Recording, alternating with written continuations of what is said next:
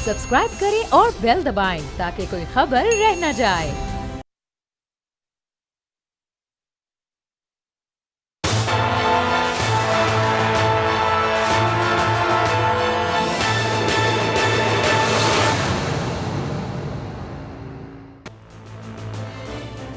अस्सलामुअलैकुम नाजरीन, आप देख रहे हैं प्रोग्राम तज़किया और मैं हूं आपका मेज़बान सलमान मिर्ज़ा। 27 अक्टूबर यानी आज का दिन, यौम कश्मीर, ये वो दिन है जो खुद को दुनिया की सबसे बड़ी जमहूरी रियासत कहलाने वाले भारत के चेहरे पर ये तारीख एक बदनुमा दाग बन चुकी है। जी हां, 27 अक्टूबर ये वो दिन है जो पूरी दुनिया ये सोचने पर मजबूर करता है कि भारत मकबूजा कश्मीर में जो मजालिम ढा रहा है, क्या इसका इंजाम खित्ते के लिए बहुत खतरनाक साबित होने वाला है।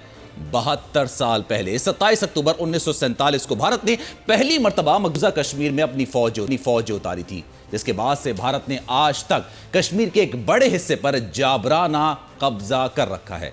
27 अक्टूबर को पाकिस्तान समेत दुनिया भर में दर्द दिल रखने वाले अफराद मकबूजा कश्मीर में रहने वाले कश्मीरियों के साथ इज़हार यकजहती करते हैं, यौम स्या मनाते हैं। 1989 से मकबूजा वादी में अब तक की अगर आदाद-ओ-शुमार की बात की जाए, 1 लाख से ज़ायद शहादतें हो चुकी है, 11,000 खवातीन की अस्मत दरी की जा चुकी है और 22,000 खवातीन बेवा हो चुकी हैं। लेकिन इन तमाम स्टेटिक्स के अलावा भारतीय रियासती दहशतगर्दी से लाखों बच्चे यतीम हो चुके हैं, कई अपनी बीनाई खो चुके हैं। भारत की जानिब से लॉकडाउन के बावजूद हुर्रियत रहनुमाओं की अपील पर आज मकबूजा वादी में यौम स्या मनाने के लिए मुकम्मल हड़ताल की जा रही है। अब सवाल यह है कि आखिर कब तक आलमी बरादरी भारतीय मजालिम पर आंखें बंद करके बैठी रहेगी।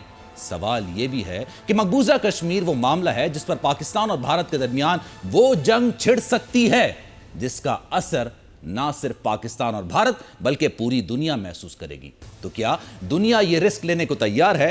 सवाल यह भी है कि पिछली हुकूमत मकबूजा कश्मीर पर जो पाकिस्तान की शहरक है, इस हसास मामले को भी क्या पाकिस्तान में सियासत की नजर किया जा रहा है? इन तमाम मामलात पर आज बात करेंगे, क्योंकि आज यौम स्या मनाया जा रहा है, क्योंकि आज ही 72 साल पहले भारत ने मकबूजा कश्मीर में अपनी फौज उतारी थी। राना ताहिर साहब हमारे साथ मौजूद हैं, उनसे मजीद बात करते हैं। राना ताहिर साहब, 72 साल कहने को एक छोटा सा हिस्सा है 72 साल, लेकिन एक बच्चा पैदा होता है, जवान होता है, बुढ़ापे में जाता है, मर जाता है, एक इंसान की उम्र तकरीबन 72 साल या इसके आसपास होती है।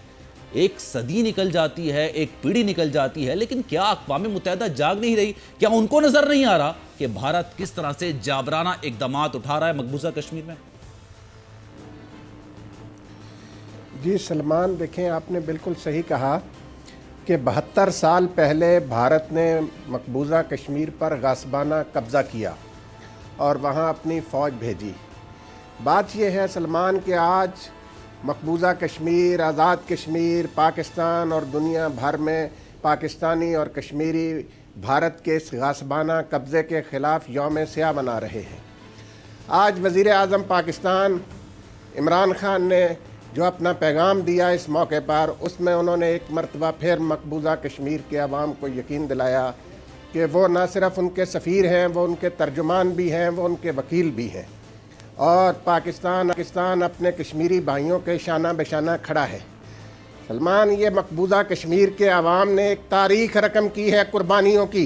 भारत की दहशतगर्दी और रियासती बर्बरियत के ख़िलाफ़ 72 सालों से जो कुर्बानियाँ कश्मीरी अवाम दे रहे हैं, उसके बाद ये पाकिस्तान के वज़ीर आज़म इमरान खान हैं जिन्होंने भारत का मकरू चेहरा अक़वाम आलम के सामने बेनकाब किया। जब वो अक़वाम मुत्तहिदा की जनरल असम्बली से ख़िताब के लिए गए तो वहाँ उन्होंने जिस तरीके से भारत का भयानक किरदार अक़वाम आलम के सामने रखा, और ये देखें, ये पहले वज़ीर आज़म हैं और ये पहली हुकूमत है जिसने RSS जो भारत की एक दहशतगर्द तंजीम है, उसको बैनुल-अक़वामी सतह पर लोगों को बताया कि ये जो नाम नहाद जमहूरियत का चैम्पियन बनता है भारत, इसका असल मकरू चेहरा क्या है। माजी में बदकिस्मती से हमारे मुल्क में ख़ास तौर पर सलमान साहब पिछले 10 सालों में जो हुकूमतें मुसल्लत रही हैं, उन्होंने मसला कश्मीर के हवाले से जिस सर्द महरी का मुज़ाहरा किया, वो नाकाबिले माफ़ी जुर्म है। उनके माली बेकायदगियों और माली बदनवानियों के जराइम अपनी जगह, लेकिन उन दो हुकूमतों ने कश्मीरियों के साथ جس قسم کا رویہ روا رکھا مسئلہ کشمیر کو بھارت کو خوش کرنے کے لیے جس طرح سرد کھانے میں ڈالا رکھا، وہ کوئی ڈھکی چھپی بات نہیں ہے۔ ان دونوں کا وہ حکومتوں کے کردار کی وجہ سے آج موجودہ حکومت کو مشکلات کا سامنا کرنا پڑا۔ یہ وزیر اعظم عمران خان ہے جو بار بار وہاں مختلف ممالک کے سربراہوں کو بتا رہے ہیں کہ مقبوضہ کشمیر میں کیا مظالم ڈھائے جا رہے ہیں۔ اگر یہی کام پچھلے 10 سالوں کا جو وقفہ آیا سلمان وہ نہ آیا ہوتا تو دنیا کو یہ باور کرانے میں اتنی مشکل نہ پیش آتی جتنی آج آئی ہے۔ لیکن اس کے باوجود میں سمجھتا ہوں کہ پاکستان کے وزیر اعظم عمران خان اور پاک فوج کے سربراہ جنرل قمر جاوید باجوہ نے مسئلہ کشمیر کے حوالے سے جو دو ٹوک موقف اپنایا، آج دنیا میں بھر میں اس کو پذیرائی مل رہی ہے۔ آپ دیکھیں ملائیشیا کے وزیر اعظم مہاتیر محمد نے کس طرح بھارت کو ایک منہ توڑ جواب دیا۔ انہوں نے کہا کہ کشمیر کے حوالے سے میں نے جو بات کی ہے اس سے پیچھے نہیں ہٹوں گا۔ اسی طرح ترکی کے صدر نے جس طریقے سے کشمیریوں کے لیے آواز بلند کی۔ ہمارا دوست چین ہے، تو پاکستان کے اس کردار کی وجہ سے جو آج موجودہ حکومت ادا کر رہی ہے، مسئلہ کشمیر ایک بین الاقوامی مسئلہ بن چکا ہے اور انشاءاللہ اب یہ حل ہوگا۔ انشاءاللہ یہ حل ہوگا۔ شاہد لطیف صاحب اس وقت میں جوائن کر رہے ہیں، تجزیہ کار ہیں، ان سے مزید بات کریں گے۔ شاہد لطیف صاحب بتائیے گا، 72 سال گزر چکے ہیں، بھارت غازبانہ قبضہ کر کے رکھا ہوا ہے، اور اگر ایک اعداد و شمار کی بات کی جائے تو میرے لیے، آپ کے لیے، پوری دنیا کے لیے صرف اعداد و شمار ہیں، لیکن اس کی اصل حقیقت ان کشمیریوں سے جا کے پوچھنی چاہیے جو کہ یہ ظلم برداشت کرتے ہیں۔ اقوام متحدہ کو نظر نہیں آتا۔ وزیر اعظم عمران خان نے شاندار، ابھی جو اجلاس ہوا تھا اس میں شاندار تقریر کی، لیکن کیا اقوام متحدہ، کیا دنیا کو وہاں پر ہونے والے مظالم بالکل نظر نہیں آتے، نظر انداز کر رہے ہیں، یا پھر صرف کشمیر کا ایشو ہے اس لیے کوئی آواز نہیں اٹھاتا؟ میں سمجھتا ہوں یہ جو دوسری آپ نے بات کی ہے وہ ٹھیک ہے، کیونکہ دنیا جو ہے وہ صرف اور صرف اپنے مفاد کو دیکھتی ہے۔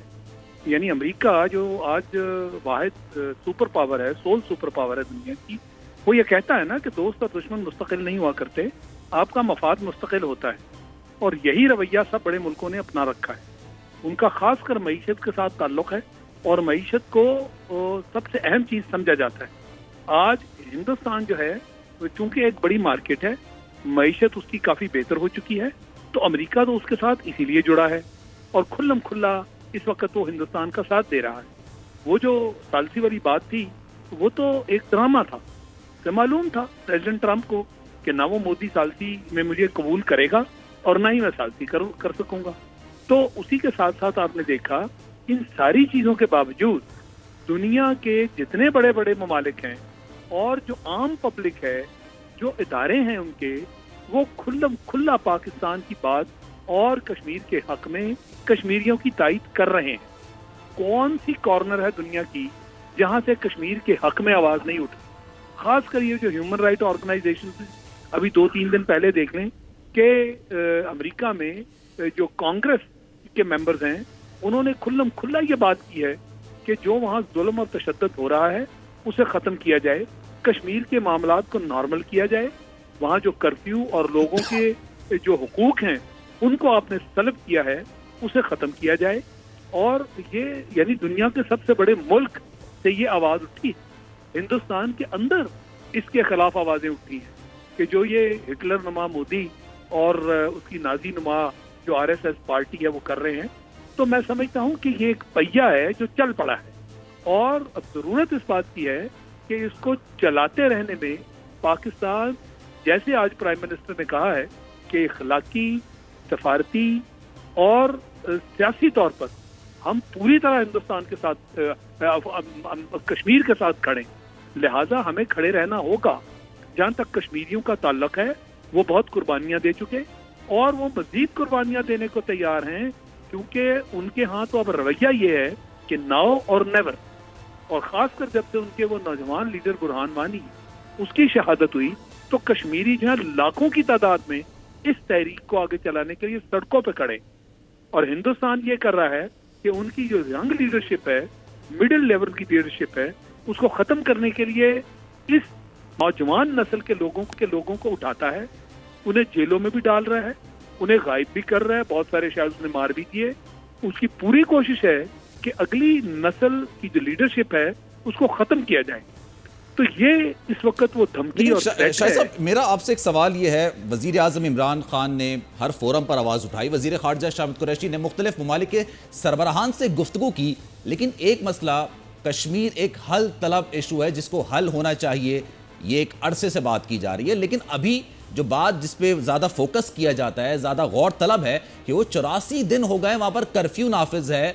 کرفیو نافذ ہونا ایک اتنے بڑے علاقے میں جہاں پر 3 کشمیریوں پر 1 بھارتی فوجی وہاں پر مسلط کیا گیا ہے، کھانے پینے کی اشیاءوں کی قلت ہے، لوگ مر رہے ہیں، لوگوں کے پاس کھانے کی چیز نہیں ہے، بیمار جو ہے وہ مزید بیمار ہو رہے ہیں، دوائیں کی قلت کا سامنا کرنا پڑ رہا ہے۔ تو کیا پاکستان ہر فورم پہ آواز اٹھا رہا ہے، لیکن معیشت کیا اتنی امپورٹنس رکھتی ہے کہ ہم کرفیو اٹھانے کے لیے بھی کچھ اقدامات نہیں کر سکتے؟ کیا امریکہ، کیا دنیا اس بات پر بھارت کو رضامند نہیں کر سکتا کہ حل طلب معاملہ ہے، باغے دیکھیں گے، ثالثی کی بھی پیشکش بھی کرتے ہیں، لیکن پہلے کرفیو تو ختم کیا جائے، وہاں پہ دیکھا جائے کتنی انسانی جانوں کا نقصان ہو چکا ہے۔ دیکھیں بات یہ ہے کہ یہ جو سو کالڈ سویلائز ورلڈ کی ہم بات کرتے ہیں نا، کہ ان کے ہاں ویسے تو انسانی حقوق اور اس کی جو تنظیمیں ہیں وہ بے شمار ہیں، پر آج وہ انسانی حقوق کہاں چلے گئے؟ ان کے ملکوں میں ایک شخص کو بھی نقصان پہنچے، یعنی آپ پچھلے دن دیکھ لیجئے امریکہ کا ایک سولجر جو افغانستان میں وہ حملہ ہوا اور اس میں مارا گیا، تو وہ جو بات چیت ہو رہی تھی طالبان کے ساتھ وہ اس سے پیچھے ہٹ گئے اور پوری دنیا میں اناؤنس کر دیا۔ پھر وہ ریمنڈ ڈیوس نامی جو ایک شخص تھا جس نے پاکستان میں 2 ہمارے لوگ مارے اور اس کے بعد ہم نے اس کو پکڑا، تو پھر امریکن پریزیڈنٹ اس وقت باراک اوباما تھے، وہ میدان میں آ گئے اور اس کو انہوں نے جو ہے وہ ڈپلومیٹ ڈکلیئر کر دیا، سفارتکار کہا کہ سفارتکار کو وینا سفارتکار کنونشن کہہ دیا، کے جو کہ تحت سراسر جھوٹ تھا۔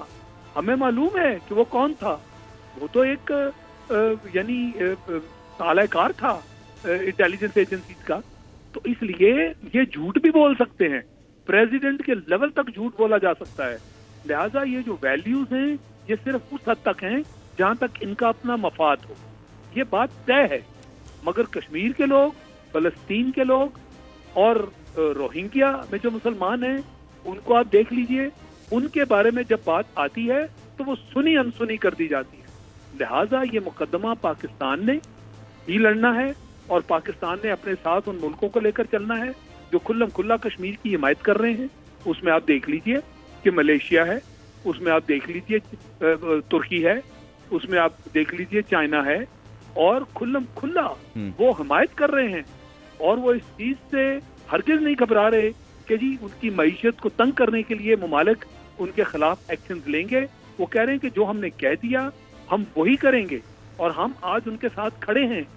یہ ہیں وہ انسانی حقوق کے جو چیمپئن، علم بردار۔ دنیا تو صرف معیشت دیکھ رہی ہے، لیکن پاکستان کے پاس کیا آپشنز مزید رہ جاتے ہیں؟ شاہد صاحب آپ سے اس حوالے سے مزید بھی بات کریں گے۔ شاہد امین صاحب اس وقت ہمیں جوائن کریں، سابق سفیر ہیں، ان کو بھی شامل گفتگو کرتے ہیں۔ شاہد امین صاحب، سب سے پہلا سوال، پاکستان نے جو اقدامات اٹھائے 5 اگست کے بعد سے، جہاں پر ایک کشمیر کی خصوصی حیثیت تھی، بھارت نے اس کو غیر آئینی طور پر ختم کر دیا۔ 5 اگست کے بعد سے پاکستان نے جو اقدامات اٹھائے، کیا آپ اس سے مطمئن ہیں؟ پاکستان کو مزید کیا اقدامات اٹھانے چاہیے اور عالمی فورم پر کس طرح سے کشمیریوں کی آواز کو آگے پہنچانا چاہیے؟ کیا سمجھتے ہیں آپ؟ میرے خیال میں تو پاکستان نے بڑے مؤثر طریقے سے کشمیر کو دنیا کے سامنے رکھا ہے، اور یہ پہلی بار ہے کہ ہم دیکھتے ہیں کہ مختلف حلقوں سے ویسٹ میں انڈیا پہ کی مذمت کی جا رہی ہے، اس پہ اعتراضات اٹھائے جا رہے ہیں جو کم از کم ماضی میں تو نہیں ہوتا رہا ہے۔ تو ہم کہہ سکتے ہیں کہ پاکستانی ڈپلومیسی سلسلے میں کامیاب رہی ہے، اور ہمارے وزیر اعظم نے جو تقریر کی تھی یونائٹڈ نیشن جنرل اسمبلی میں بہت مؤثر تھی، اس کا میرے خیال میں ایک امپیکٹ ہوا ہے۔ اس کے علاوہ بھی اور بھی میرے خیال میں امریکہ کے جو اہم تھنک ٹینکس ہیں اور نیو یارک ٹائمز ہے اور اس قسم کے مختلف اداروں کے ساتھ بھی ان کی جو بات چیت تھی، اس میں یقیناً یہ موقع ملا کہ کشمیر کے حالات کو سب کے سامنے رکھا جائے۔ یہ ساری چیزیں جو ہیں یہ یقیناً بہت اچھی ہیں، لیکن یہ سمجھنا کہ اس سے ہندوستان اپنی پالیسی چینج کر کے کشمیر میں کوئی نیا طریقہ اختیار کرے گا، وہ میرے خیال میں خوش فہمی ہوگی۔ ہندوستان بھی اس معاملے میں بالکل کٹر ہے، اور ان کے جو لیڈر ہیں موجودہ مودی صاحب، وہ انتہائی لیکن شاہ صاحب، پاکستان اور بھارت کا معاملہ تو ہے، لیکن ساتھ ساتھ کشمیریوں کا معاملہ ہے نا، وہاں پہ 84 دن ہو گئے، کرفیو نافذ ہے۔ 84 دن ایک بڑا ٹائم ہوتا ہے، بڑا عرصہ ہوتا ہے، کیا وہاں پر انسانی جانوں کا نقصان ہوا ہے؟ وہاں پہ کسی کو کوریج کرنے کی اجازت نہیں ہے, کسی کو بات چیت کرنے کی اجازت نہیں ہے. لوگ جو بھارت کے مختلف علاقوں میں ہیں جن کا تعلق مقبوضہ کشمیر سے ہے وہ اپنے پیاروں سے بات نہیں کر سکتے. اس طرح تو نہیں ہوتا آج کل کے دنوں میں, کسی بھی دنیا کے کسی حصے میں نہیں ہوتا. اسی وجہ سے تو میں سمجھتا ہوں کہ مختلف حلقوں میں امریکہ کی کانگریس میں سینیٹرز نے, کانگریس مین نے, امریکہ کے 2 صدارتی امیدوار ہیں, انہوں نے بھی کھلم کھلا ہندوستان کی مذمت کی ہے, اور ہیومن رائٹس گروپس نے, یورپین یونین نے. تو یہ میں سمجھتا ہوں کہ اس میں کافی کچھ ہندوستان کو جو تنقید ہو رہی ہے پہلے نہیں ہوئی تھی. لیکن دیکھیے یہ سلسلہ یہ ہے کہ دنیا کے اندر جو ہے ایک قسم کے لا آف دا جنگل والی بات ہے کہ جس کا جو زیادہ مضبوط ملک ہے وہ gets away with all kind of thing, جو کہ کمزور ملک نہیں کر سکتے. ہندوستان کی ایک حیثیت ہے, اس کا بہت بڑی آبادی ہے, بہت بڑی مارکیٹ ہے, فوجی طاقت ہے, سیاسی طاقت ہے. تو زیادہ تر ممالک کی پالیسی یہی ہے کہ ہمارے جو قومی مفاد میں یہ ہے کہ ہندوستان کے ساتھ اپنے تعلقات کو نہ بگاڑا جائے. اب آپ دیکھیے ملیشیا کا بھی یہ تھا کہ سال سے ملیشیا کشمیر کے سلسلے میں بالکل خاموش تھا.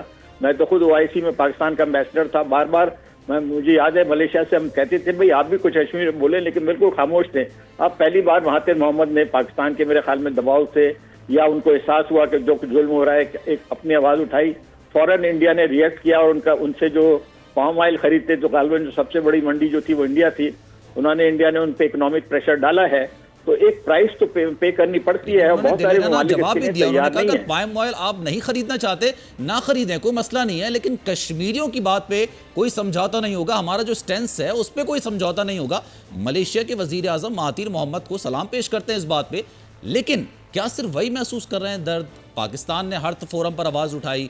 سوال ہی پیدا ہوتا ہے معیشت کیا اتنی امپورٹنٹ رکھتی ہے کسی بھی ملک کے لیے, یا پھر عالمی طور پر دوستی رکھنے کے لیے, تناؤ کے لیے, یا پھر سفارتکاری کے لیے کہ ہر چیز پر سے پش ڈال دی جاتی ہے. ایسکس میں بھی دیکھنے میں آیا تھا کہ ایک کنٹینر میں سے 39 لاشیں ملی تھی, اس وقت دوڑے لگ گئیں 39 لاشیں ملنے پہ جو کہ کسی اور ملک سے آئے تھے. دیکھیے اب مفادات میں اقتصادی مفادات بھی ہیں, سیاسی مفادات بھی ہیں. اور مثال کے طور پہ ایک ملک ہے تھائی لینڈ, وہ سوچتا ہے کہ میرے انڈیا کے ساتھ اچھے تعلقات ہیں, میں کشمیر کے معاملے میں بولوں گا میرے تعلقات خراب ہو جائیں گے. تو پھر وہاں فیصلہ یہی ہوتا ہے کہ قومی مفاد میں نہیں ہے کہ ہندوستان کی تنقید کی جائے. ان کو اندازہ ہے کہ کشمیر میں بڑا ظلم ہو رہا ہے, لیکن آواز نہیں اٹھاتے کیونکہ قومی مصلحتیں رستے میں آتی ہیں. لیکن دیکھیے اس میں ہمیں نا امید نہیں ہونا چاہیے. جب ہم پاکستان کے لیے جدوجہد کر رہے تھے, کون سے ملک نے ہماری حمایت کی تھی؟ ہم نے اپنے زور بازو کے ساتھ ایک سیاسی جدوجہد کے ساتھ پاکستان حاصل کیا تھا. تو اس میں انٹرنیشنل اوپینین کا یقیناً ایک رول ہے, لیکن اصلی چیز یہ ہے کہ کشمیری عوام میں ایک جذبہ آزادی ہے اور وہ اس کو پہ قائم ہے. اور میں سمجھتا ہوں جو ہندوستان نے پچھلے دنوں اقدام اٹھائے ہیں اس کے بعد کشمیر میں جذبہ آزادی اتنا زیادہ شدید ہو گیا ہے کہ اب جب کرفیو اٹھے گا آپ دیکھیے گا کتنے بڑے پیمانے پہ وہاں پہ مظاہرے ہوں گے, اور ہندوستان جو ہے ایک لحاظ سے بڑے زبردست پریشر کے اندر آئے گا.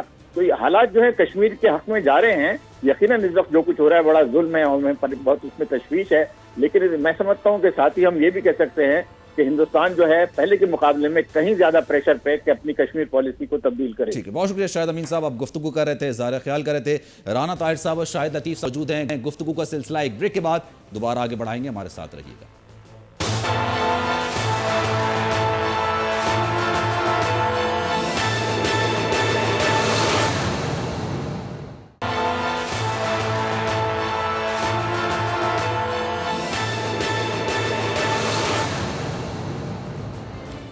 پروگرام تجزیہ میں آپ کو ایک بار پھر سے خوش آمدید کہتے ہیں. آج پاکستان سمیت دنیا بھر میں یوم سیاہ منایا جا رہا ہے کیونکہ مقبوضہ کشمیر میں بھارت نے غاصبانہ قبضہ کیا ہوا ہے, اور آج کا موضوع بھی یہی ہے. 5 اگست کے بعد سے وہاں پر کرفیو نافذ کیا گیا. آپ اندازہ لگائیں اس بات کا کہ آپ کو ایک گھر میں بند کر دیا جائے, 84 روز گزر گئے. کون اپنے گھر میں 84 روز تک کا راشن رکھتا ہے؟ بیمار لوگ ہوتے ہیں, بچے ہوتے ہیں, اور سب سے افسوسناک بات یہ ہے کہ وہاں پر کمیونیکیشن پر پابندی ہے. اور اس ملک میں جہاں پر یہ کہا جاتا ہے کہ وہ جمہوریت کے علمبردار ہیں, اسی جمہوریت کے علمبردار ملک میں مقبوضہ کشمیر میں حق خود ارادیت کا استعمال کرنا تو دور کی بات ہے, اس کا اظہار کرنے پر بھی پابندی ہے. وزیر اعظم عمران خان نے اقوام متحدہ کے جنرل اسمبلی کے اجلاس میں شاندار تقریر کی تھی, اور اپنی تقریر کا اختتام انہوں نے کیا تھا کہ اگر جنگ ہوتی ہے تو اس سے متاثر صرف پاکستان اور بھارت نہیں ہوگا, اس سے پورا خطہ متاثر ہوگا, اس سے پوری دنیا متاثر ہوگی. رانا طاہر صاحب بھی ہمارے ساتھ موجود ہے. رانا طاہر صاحب, وزیر اعظم عمران خان نے شاندار تقریر تو کی, لیکن کچھ لوگ یہ کہتے ہیں کہ تقریروں سے تو کچھ ہوتا نہیں ہے. تقریر آپ شاندار کر لیں. اقوام متحدہ میں کئی لیڈرز نے شاندار تقریریں کی ہیں لیکن ہوا کچھ نہیں ہے, حاصل حصول اس کا کچھ نہیں نکلا. تو کیا تقریروں سے آگے بڑھنا چاہیے؟ 5 اگست سے اب تک کرفیو وہاں پر نافذ ہے. پاکستان نے ہر فورم پر آواز اٹھائی, سفارتکاری شاندار کی, ہر ملک کے سربراہان مملکت سے بات چیت کی. اب مزید کیا اقدامات کرنے چاہیے؟ جی سلمان, دیکھیں بات یہ ہے کہ جس طریقے سے وزیر اعظم عمران خان نے اس مسئلے کو اجاگر کیا, آج جو لوگ یہ باتیں کر رہے ہیں کہ تقریروں سے کوئی مسئلہ حل نہیں ہوتا, انہیں شرم آنی چاہیے کہ انہوں نے اپنے دور میں کتنا گھنونا کردار ادا کیا مسئلہ کشمیر کے حوالے سے. یہ کون لوگ ہیں جو مودی کو اپنے گھر بلاتے تھے, اپنے نواسیوں کی شادی پر بلاتے تھے؟ پھر باقی دنیا نے پاکستان کا کیا ساتھ دینا تھا جب اس وقت کا پاکستان کا وزیر اعظم مودی کے ساتھ یاری لگا رہا تھا؟ اسی طریقے سے آصف زرداری نے کیا کیا؟ واجد شمس الحسن کو لندن میں کس کام کے لیے رکھا ہوا تھا؟ حسین حقانی امریکہ میں کیا کر رہا تھا؟ کس مقصد کے لیے ان لوگوں کو پالا ہوا تھا؟ یہ سارے دونوں دور جو میں نے آپ کو بتایا نا, ان دونوں ادوار میں مسئلہ کشمیر کے حوالے سے بین الاقوامی سطح پر کچھ نہیں کیا گیا. اور آج جو مولانا فضل الرحمان صاحب یعنی یوم سیاہ منا رہی ہے, پوری کشمیری قوم, پاکستانی قوم بھارتی قبضے کے خلاف مقبوضہ کشمیر پر, اور مولانا فضل الرحمان آج عمران خان کی حکومت کے خلاف احتجاج کرنے نکلے ہیں. انہیں کوئی اور دن نہیں ملا تھا؟ یہ دیکھیں, ان کو کشمیر کمیٹی کا چیئرمین بنائے رکھا مولانا فضل الرحمان کو. اس وقت انہوں نے کشمیر کے حوالے سے صفر کام کیا, بالکل اس حوالے سے کوئی انہوں نے ذرا برابر بھی کام نہیں کیا. تو اصل مجرم قوم کے یہ آصف زرداری, نواز شریف اور مولانا فضل الرحمان ہیں, جنہوں نے مسئلہ کشمیر کے حوالے سے چپ سادے رکھی اور بھارتی مظالم اور بربریت کو بین الاقوامی سطح پر بے نقاب نہیں کیا. آج عمران خان کی حکومت اس مسئلے کو بین الاقوامی سطح پر اٹھا رہی ہے. چاہیے تو یہ تھا کہ یہ لوگ عمران خان کا ساتھ دیتے. آج دیکھیں شہباز شریف صاحب کیا تقریر کر رہے ہیں کہ جی عمران خان نہیں, نواز شریف کی قیادت میں کشمیر پاکستان کا حصہ بنے گا. اور بھئی دیکھو, عمران خان اس وقت پاکستان کے وزیر اعظم ہیں, وہ پی ٹی آئی کے وزیر اعظم نہیں ہے. پوری قوم کو اس مسئلے پر عمران خان کا ساتھ دینا چاہیے. یہ لوگ دیکھیں, ایک تو انہوں نے سلمان ملک کو لوٹا, دوسرا انہوں نے ملک کے ساتھ کشمیر کاز کے ساتھ جو بے وفائی کی, آج یہ اس کی سزا بھگت رہے ہیں.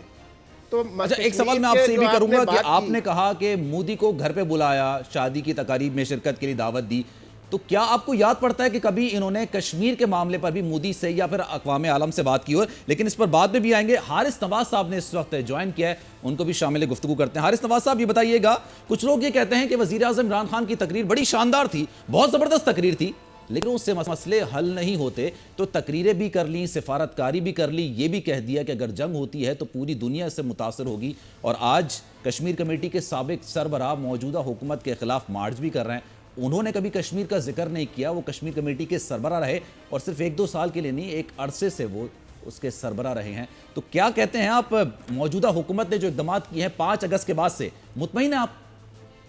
دیکھیں, موجودہ حکومت نے بہت پازیٹیو اسٹیپس لیے ہیں. شروع میں تو بہت زیادہ, اور پھر جنرل اسمبلی میں اسپیچ بھی کی ہے, بہت اچھے مؤثر وہاں پر بات چیت کی ہے, وہ بھی بالکل ٹھیک ہے.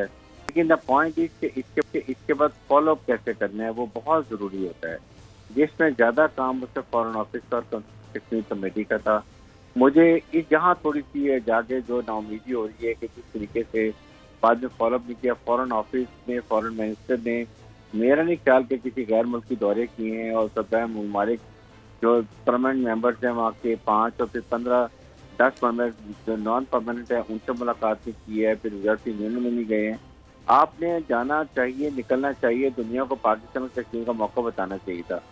کیونکہ آپ نے دیکھیں کہ انڈیا کے جو فارن منسٹر ہیں, یہ شنکر سبرامنین, یہ کو 50 ملکوں میں گئے ہیں, اور وہاں پر جا کے انہوں نے کنوینس کیا کہ یہ ایسے حالات ہیں, ہم نے کسی کی بھلائی کے لیے, سوشل ویلفیئر کے لیے یہ کام اٹھایا ہے, ہم نے کاؤنٹر ایکشن کرنا تھا, وہاں وزٹ کرتے, جو ہم نے نہیں کیا. اس کے بعد نمبر 2 جو سب سے اہم جو نقصان پہنچایا وہ یہ مولانا فضل الرحمان جیسے مفاد پرست لوگ ہیں جو کشمیر کمیٹی کے سارے فائدے اٹھاتے رہے ہیں, اور کشمیر کے اوپر کبھی اسٹیٹمنٹ بھی نہیں دیا اس انسان نے. یہ اتنا خطرناک انسان ہے, ذاتی مفادات کے لیے یہ پاکستان کے مفادات کے خلاف کام کر رہا ہے. آج کے دن ان کو پتا تھا 27 اکتوبر جو ہے یہ ایک سیاہ دن منایا جاتا ہے, black day for occupation of Indian Azad Kashmir انہوں نے کیا کیا. آج کے دن ڈاکے انہوں نے کوشش یہ کی کہ کشمیر کا سیاہ دن جو ہے یہ ٹیگ بننے میں چلا گیا اور یہ اپنی سیادت چمکا رہے ہیں. ایسے لوگوں کو اٹھا کے سمندر میں پھینکنا چاہیے. میری بڑی امید ہے کہ یہ حکومت پاکستان اگر یہ کہیں بھی اب یہ law and order situation create کرتے ہیں اور جو پاکستان کا سافٹ ویئر میں جنہوں نے خراب کیا ہے اور دوبارہ دہشت گردی کے دھکیل دیا, لوگ یہ کہیں گے کہ دیکھیں جی پاکستان میں ابھی بھی ریلیز ایکٹیویزم چل رہی ہے. یہ جو انہوں نے نقصان مچائے اس کے لیے پاکستان کی پوری قوم کو ان کو معاف نہیں کرنا چاہیے. اچھا آپ بھی بتائیے گا کہ ماضی کی حکومتوں کے لیے کیا کشمیر کبھی ایشو تھا ہی نہیں, کیونکہ کیا آپ کو یاد پڑتا ہے کہ ماضی کے حکمرانوں نے کبھی اس طرح سے تقریر کی ہو, کیا اقوام عالم کو اس طرح سے جھنجھوڑا, کیا ہر فورم پہ کشمیر کو پہلے رکھا ہو اس کے بعد دیگر باتیں کی ہوں؟ آپ دعوتیں بھی دیں, آپ شادیوں کے لیے دعوت دیں, ایک الگ مسئلہ ہے, لیکن کیا کبھی کشمیر کا ایشو, وہاں پر ہونے والے مظالم کو اس طرح سے اجاگر کیا گیا ماضی کی حکومتوں میں؟ دیکھیں یہ بالکل صحیح ہے کہ یہ پاکستان کی حکومت نے بہت ایفرٹ کی ہے اور انٹرنیشنلائز بھی ہو گیا ہے. دنیا کے ہر ملک میں اس کا ذکر ہو رہا ہے. خاص طور پہ جس طرح بھی فورن میں ہمارے D G I S P نے سارے فورن ڈپلومیٹس کو لے کر گئے ہیں, وہاں کے ملٹری ڈیفینس اٹیچیز کو لے کے گئے ہیں. جو انڈین کے چیف آرمی اسٹاف نے جھوٹ بولا تھا وہ بھی ان کا کالا منہ کر دیا. سب کچھ ٹھیک ہے, بہت انٹرنیشنلائز ہوا ہے اور انڈیا اس دلدل میں پھنس گیا جو اب کو سمجھ نہیں آ رہی کہ ہم اس کو کیسے نکلیں, کیونکہ تبھی آج 12 ہفتے ہو گئے ہیں وہاں لاک ڈاؤن کیا ہوا ہے. ان کو معلوم ہے کہ جس وقت کرفیو اٹھائیں گے لوگ اٹھیں گے. لاوا پک رہا ہے, جو برہان وانی نے آزادی کی روح پھونکی تھی وہ اب لوگ نکلیں گے اور انڈیا کے کنٹرول سے باہر ہوگا, جس کی وجہ سے وہ ابھی بھی کوشش یہی کر رہے ہیں کہ دبا کے رکھیں, وہاں پر سختی کر رہے ہیں, نوجوانوں کو جیلوں میں ڈال رہے ہیں تاکہ کوئی رہے نہ. تو اس وقت پاکستان کو اور اسٹرانگ اسٹیپ لینے کی ضرورت ہے, اور اسٹیپ صرف یہ ہے کہ فورن منسٹر نکلیں, دنیا میں جائیں, بتائیں, اور اس کے ساتھ ساتھ جو امپورٹنٹ چیز ہے کہ پاکستان کے اندر اور تھرڈ ان کو بتائیں کہ ہم 1974 یون ریزولوشن اور 1982 میں بڑا کلیئر لکھا ہوا ہے کہ اگر کوئی ملک کسی کے اوپر غصبانہ قبضہ کرتا ہے تو اس ملک کا یہ رائٹ ہے کہ وہ عام اسٹرگل کر سکتے ہیں, اور وہ جس کو انوائٹ کریں, بلائیں مدد کے لیے, وہ بھی مدد کو جا سکتے ہیں. جو انڈیا نے بنگلہ دیش میں کیا تھا آج وہی سچویشن پاکستان کی ہے. ایٹ لیسٹ پاکستان کو اپنا پوسٹر امپروو کرنے کی ضرورت ہے. ہمیں ان کی کمرشل فلائٹ بند کرنی چاہیے تھی.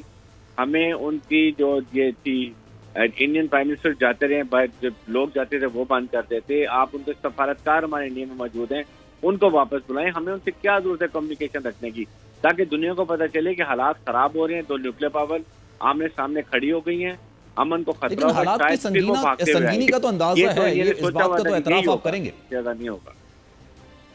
ایل او سی پر جو چل رہا ہے, جو سارے معاملات چل رہے ہیں, جس طرح سے پاکستان اب کشمیر کا معاملہ کشمیر کے وکیل کے طور پر پیش کر رہا ہے, اس سے حالات کی سنگینی کا اندازہ تو لگایا جا سکتا ہے.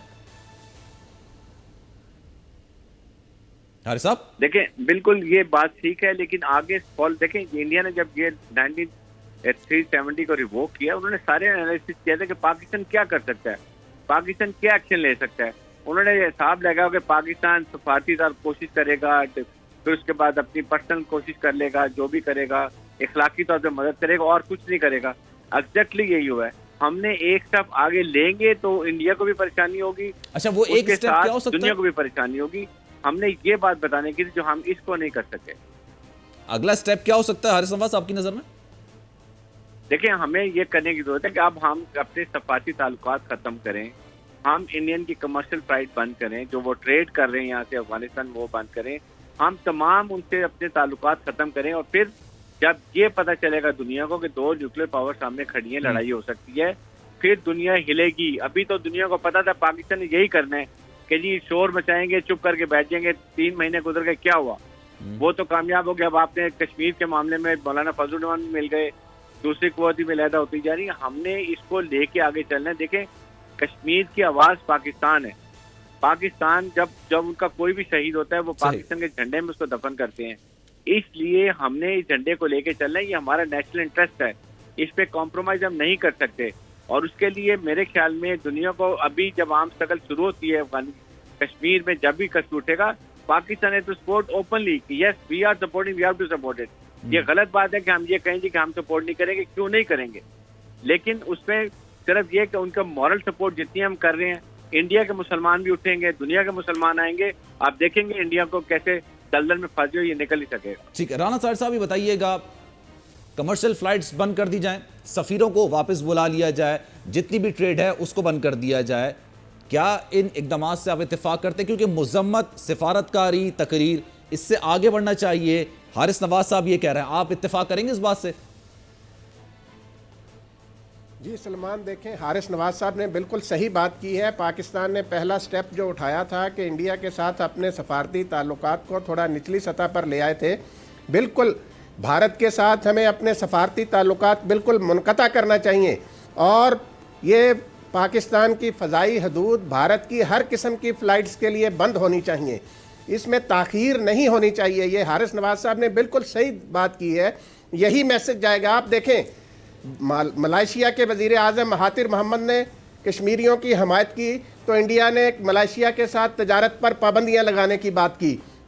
तो हम क्यों इंडिया के रास्ते बंद नहीं कर सकते जो अफ़गानिस्तान के साथ ये तजारत कर रहे हैं? ये वक्त आ गया है कि पाकिस्तान अब ठोस और अमली इक़दाम करे। इस सिलसिले में किसी किस्म की ताख़ीर नहीं होनी चाहिए। दुनिया को ये मैसेज पहले भी बड़े अच्छे तरीके से दिया गया और अब मज़ीद मौसर तरीके से जाएगा। ये हारिस नवाज साहब ने बिल्कुल सही बात की है। और देखें सलमान, बात ये है कि हुआ क्या है इस मुल्क के साथ, सबसे बड़े जो देखें कश्मीर काज जो है ना, आज जिस तरीके से हमारी बहादुर अफवाज जो हैं वो लाइन ऑफ कंट्रोल पर भारतीय दहशत गर्दी का मुकाबला कर रही हैं, मकबूजा कश्मीर के अवाम जिस जवांमर्दी से भारतीय बर्बरियत को फेस कर रहे हैं, अगर 10 साल जो मैंने गुजारिश की ना, ख़ास तौर पर 2008 से लेकर 2018 मई तक पाकिस्तान में जो 2 हुकूमतें रही हैं, इन्होंने मसला कश्मीर के हवाले से मुजरिमाना ना सिर्फ गफलत का मुजाहरा किया, बल्कि ये भारतीय मकासद के लिए, मुझे ये कहने में कोई बात नहीं है कि ये भारतीय एजेंडे को लेकर हुकूमत बढ़ती रही हैं और पाकिस्तान के कामती के इदारों के खिलाफ साजिशें करते कोशिश कर रहे थे कि आज भी बात की जाए ब्लैक डे जो हुआ था उस हवाले से, और जिस तरह से मकबूजा कश्मीर में बर्बरियत, जुल्म का बाजार गर्म किया, उस हवाले से बात की जाए। 84 दिन गुजर चुके हैं लेकिन अभी तक वहां से कर्फ्यू नहीं हटाया गया है। ये एक लम्हा फिक्रिया है सबके लिए, आलमी दुनिया के लिए, पाकिस्तान के लिए और ख़ास तौर पर इंडिया के लिए, कि किस तरह से उसने एक इलाके में फ़ौजें उतारी हुई हैं, किस तरह से उसने वहां पर इलाके में सांस लेने तक पर भी पाबंदी आयद कर दी गई है। अपने मेज़बान सलमान मिर्ज़ा को दीजिए इजाज़त, अपनी आरा से ज़रूर आगाह कीजिएगा। अल्लाह हाफ़िज़।